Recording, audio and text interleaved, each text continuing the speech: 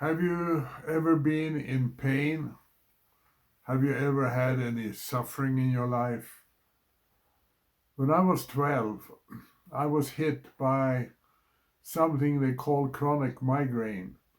It means that you can't be among people for at least 2 days a week when you are in bed, and the pain is so intense you just want to die.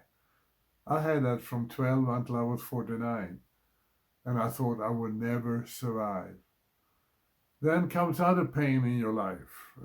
I happened to fall last summer, and it somehow pinched a nerve. So suddenly I just fall to the floor with the pain so hard, I don't know how I can live another hour. That's going on right now. I understand that kind of physical pain. But I also understand some of the emotional suffering you have when you lose a child.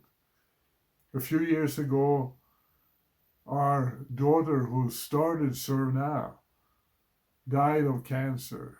It was horrific, the pain she suffered for 6 years, and no medicine or injections or chemo could change that. So she finally went home to be with the Lord. And we suffered, we still suffer, we cry every day. Pain and suffering. Why? Why is this happening to people? People who in the middle of life die in a car crash, or a sickness strikes them, or they have some kind of accident, or they just die, we don't know why. Why does this happen? And what do we do with it? When pain and suffering are following different things in our lives, there are some obvious causes how life is set up here in the world, and there are natural causes that follow in life, and we don't understand all of these things. There are people in the Bible that suffered a lot. Joseph was a young child when he was sold into slavery and had to go to Egypt, and he went through so many sufferings and misunderstandings. He thought there would never be any hope for him. Eventually it was. There's a whole book in the Bible called Job.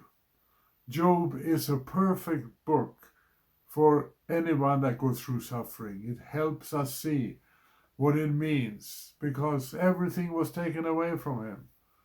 And his friends tried to convince him that it was because of his sins, but it wasn't because of his sins. God had another purpose, to show what it means to suffer, and talked with Job eventually to understand how much bigger God is than we are. And then, of course, the New Testament shares a story about Jesus, who went to the cross to bear all the sins, past, present, and future, of everyone in the world in his body on the cross of Calvary. Why have you forsaken me? Jesus said on the cross. No wonder he was suffering. So, what can we do with all this suffering? Well, in this book, there are a couple of ways that God can use our pain and suffering. He wants to deepen our character. He wants to strengthen us as his sons and daughters. He wants to give us spiritual and eternal perspective. And he wants to grab our attention and redirect our lives. C.S. Lewis, the great author, who was no stranger to pain and suffering, wrote this: God whispers to us in our pleasures, speaks in our conscience, but shouts in our pain. It is his megaphone to rouse a deaf world. So listen to God in your suffering and know that eventually in heaven there is no pain, there is no sickness, there is no tears, there is just joy.